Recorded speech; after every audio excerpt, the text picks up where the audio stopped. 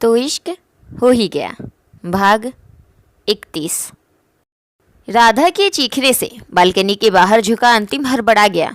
उसके कदम लड़खड़ाने लगे, मगर वक्त रहते राधा उसके कमर में हाथ रखे पीछे की ओर खींच ली और अंतिम दीवार की ओर मुड़ा और दीवार पर दोनों हाथ टिकाए खुद को लड़ने से बचाया।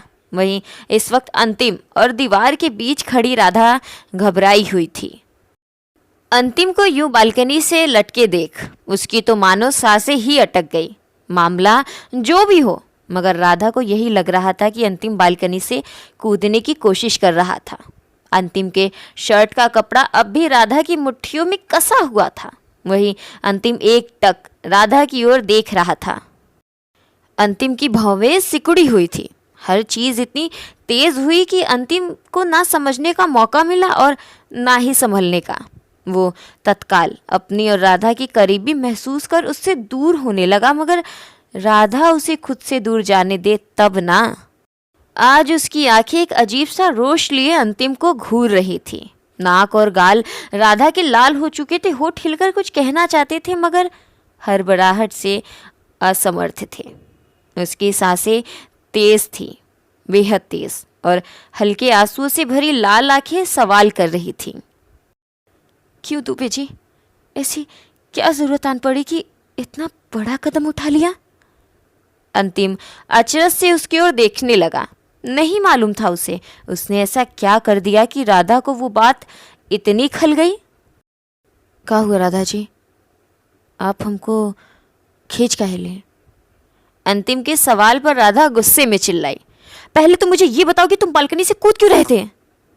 राधा के मुख से जैसे ही ये बात निकली, घर में उपस्थित सभी हैरान रह गए। अंतिम बालकनी से क्यों कूदना चाहता है? ये सवाल सबके मन में बिजली की तरह दौड़ गया। बहरहाल पुष्कर भैया ने एक व्यंग्यपूर्व हंसी हंस अपनी आंखें गोल घुमाई, मानो इस बात से उन्हें कोई फर्क नहीं पड़ रहा। तुरंत वहां से नीचे आ गए।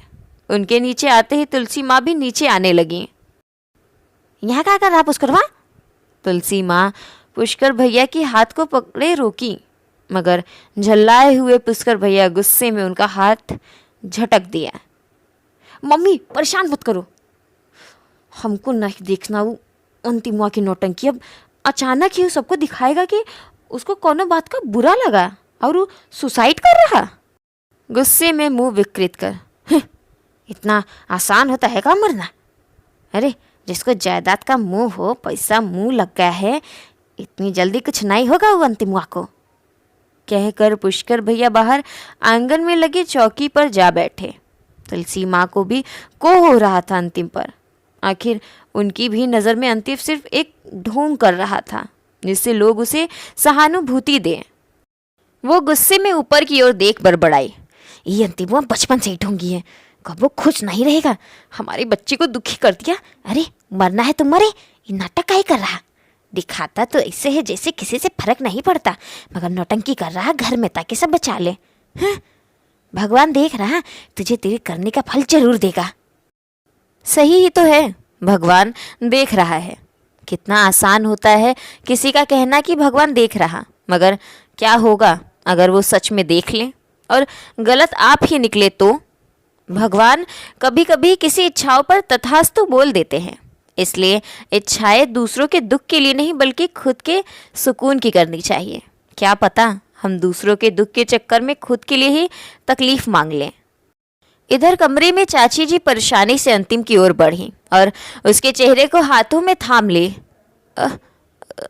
अंतिम ऐसा ऐसा क्यों कर रहे थे?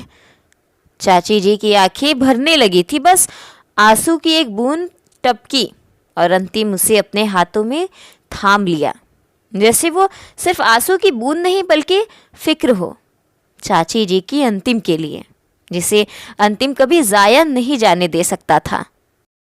हम ना ही कूद रहे थे चाची, हम तो साड़ी निकाल रहे थे जो नीचे बालकनी के कोने में फंस गया है राधा जी का।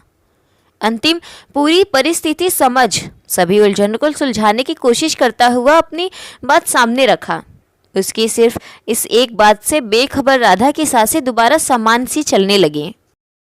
अपने माथे पर डर से आए पसीने को वो साड़ी के आंचल से पोंछते हुए राधा अंतिम के सामने आई। अच्छा, मुझे लगा। इससे आगे राधा कुछ बोल नहीं पाई। क्या कहती कि उसे मालूम है कि अंतिम ना जाने कितनी ही बार खुद को हर चीज़ से दूर करने की कोशिश कर चुका है, या अंतिम के मन के द्वंद्व से रूबरू होने के लिए वो अंतिम के हर पहलू को धीरे धीरे खोल रही। मगर अंतिम उसकी आधी अधूरी बात भी बखूबी भाप लिया, जैसे राधा की कोई भी कही बात उसके लिए कभी अधूरी बनी ही नहीं। अंतिम राधा की ओर मुड़ा। चेहरे पर हल्की मुस्कुराहट थी। फिलहाल कोनो नौबत नहीं है इसी। चाची जी और वहीं पर खड़ी सुधा माँ एक राहत की सांस ली, मगर राधा को सुकून कहाँ। उसके जहन में तो सिर्फ एक शब्द घूम रहा था, फिलहाल। और फिलहाल का अर्थ तो हम सब जानते हैं ना। चाची जी और सुधा माँ कुछ पल अंतिम से बातें करने बैठ गई। शुभ सबसे नजरें छिपा राधा के पास आ खड़ा हुआ। हमको मालूम है आप इतनी परेशान क्यों हैं, आप शुभ राधा को समझाने के लिए आगे कुछ बोलता, उससे पहले ही राधा उसकी ओर मुड़ कही, अगर तुम ये कहना चाहते हो कि भाभी चिंता मत कीजिए, तो पहले ये जवाब दो, तुम क्या आप चिंता नहीं करते अंतिम की? तुम तो उम्र में मुझसे कितनी छोटी हो, तब तुम्हें इतनी चिंता है। मेरा सोचो, मैं तो उसकी पत्नी हूँ। मान लिया आप उन्हें अपना पति? अचानक ही शुभ ही सवाल किया, जैसे राधा को अचानक ही सच्चाई का आभास हुआ। उसने आज तक अंतिम को यह जताया ही नहीं कि अंतिम उसका पति है। शादी के पहले दिन से उसने बस यही कहा कि इस रिश्ते में वो फंसी हुई है और बस दम घुट रहा उसका। क्या तब उसे अंतिम की तकलीफ समझ आई थी? तो हेलो, पार्ट बनाने में मुझे इतनी दुविधा नहीं आई जितना एक कमेंट देख के आया कि मुझे 8-10 पे पार्ट पोस्ट करना है। हे महादेव, कैसे मैं इतना परफेक्ट टाइम पे पार्ट पोस्ट करूं? हाँ, तो मैंने कोशिश किया मैं 8 बजे तक पार्ट पोस्ट कर दूं। तो बताइएगा पार्ट कैसा लगा आपको और कमेंट ज़रूर कीजिएगा। मिलते हैं अगले भाग के साथ।